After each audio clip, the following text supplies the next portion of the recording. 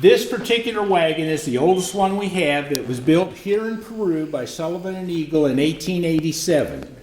And we have raised enough money to have all four wheels taken into a wheelwright to be rebuilt. So that's where they're at right now. We're just waiting on a phone call say, hey, come get them. The Cinderella coach is more modern. It was actually built around 1960 by Gaylord Maynor, who was a huge horseman, but a darn good welder too. So he built this for the Gilgray Circus, and they used it for about 15 years in what they call their specs, which was like their giant parades in the middle of the circus. And the children in the audience would be drafted to ride in the Cinderella coach. Cool. This is probably the most accurate model that's ever been built of the 1934 Hagenbeck Wallace Circus when it was the largest it ever existed. It is dead accurate to how many poles is in each tent. It's dead accurate as to how many cages is in the parade, what they look like, how many elephants are in the tent. You'll have all the opportunity you want to look at it.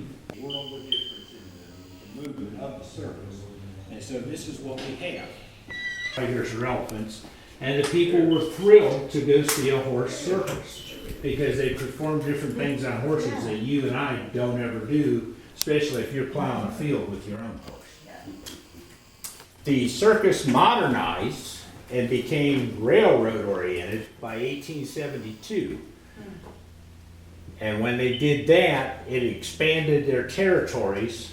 Instead of having to drive your wagon with your horses all night long to the next town 10 or 12 miles away, they could now ride the rails, they could sleep, and they could actually be 60 to 100 miles away the next morning. So that was a big change. This is a listing of the Circus Hall of Fame greats. And I know it's really hard to see, but some of them tell you who they were, what they did. What they did is what we're going to do as we go through this. Peru is very well known for the circus in general.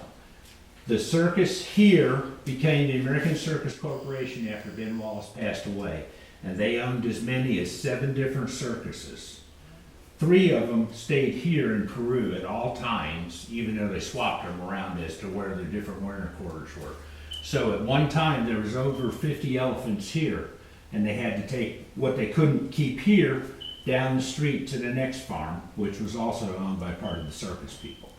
You've heard of the Wild West shows. The reason you've heard of them is because the people that did them were world famous, like Buffalo Bill, Pawnee Bill, and Annie Oakley. And people, believe it or not, went to see a Wild West show just as easy as they went to see a circus. Because you got to remember, there was no television, there was no radio, there was none of this little stuff in your hand, so they were hungry for any piece of entertainment that came along that didn't mean sitting in a field farming. Restored and reframed. So we will hang these up. And these are all pertinent for a certain reason. This particular poster was used in 1934 on the Hagenbeck Wallace Circus. But the bottom, which is what they call the date tail, shows that the title is now the Hagenbeck Wallace and Forepaugh Sells Brothers Circus.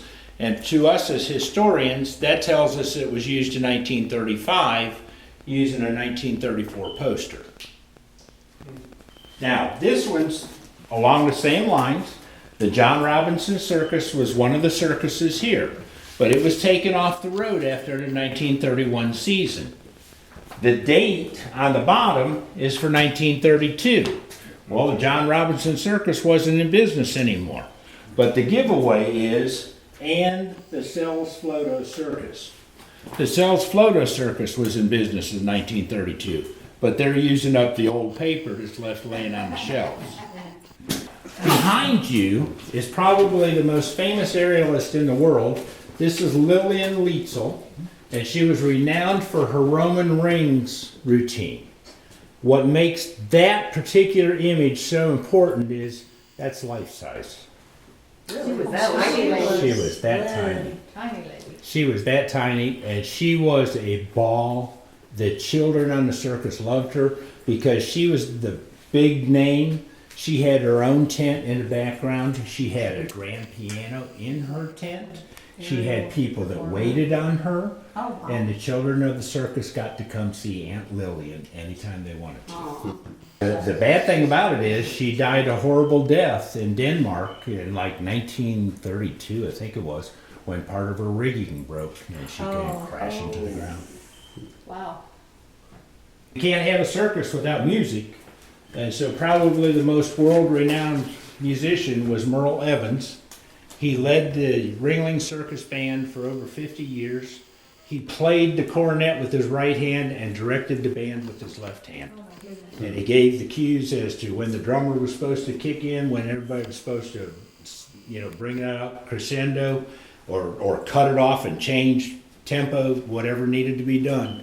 He kept it going for 50 solid years. Wow. Now, one of the locals is Terrell Jacobs, which is the farm that was just torn down on 31 I was just telling you about.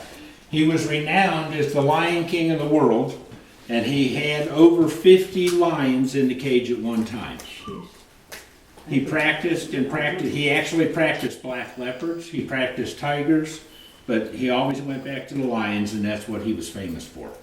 In 1939, that was his stellar year with the Ringling Brothers Circus. And after that, things just started going downhill, didn't quite do as good as it was. He was on carnivals. He ended up selling the property that he had built for his home in 1945 to another businessman who said he could still stay there. But, things were just never as good as they were after 1939. For everybody to have something to sit on. So they come up with this brilliant idea of let's make seat wagons where the seats rolled and all we had to do is fold them up. So this is a model version of what it looked like. And that is the real version of what it looked like. The backs simply flipped up on a hinge for you to have a backing to sit on. And so instead of having labor-saving efforts with the wagons, which they had 230s and 420s, so 6 different wagons for the seats, saved hundreds of hours when you look at the week of trying to set all this stuff up. And when you're setting the Jackson stringers up, you have to level everything so it doesn't fall down. Sure. They didn't have to worry about this, it ain't going nowhere. Wow.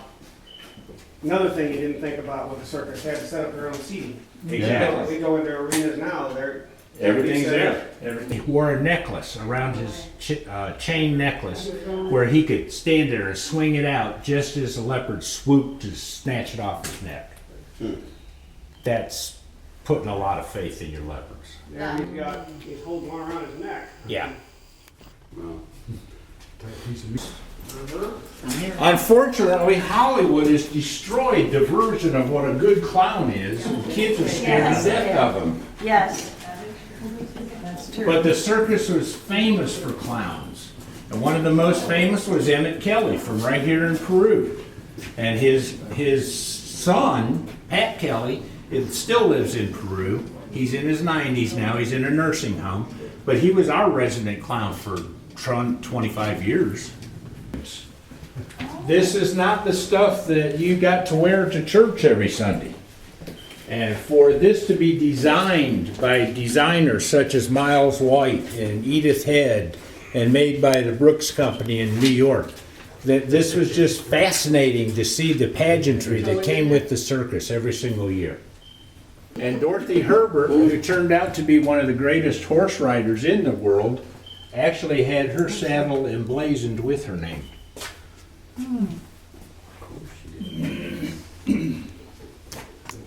Wow. I'm not that little. And there again, one of the things that the circus was renowned for was the animal acts. Animals that you didn't see at home anymore.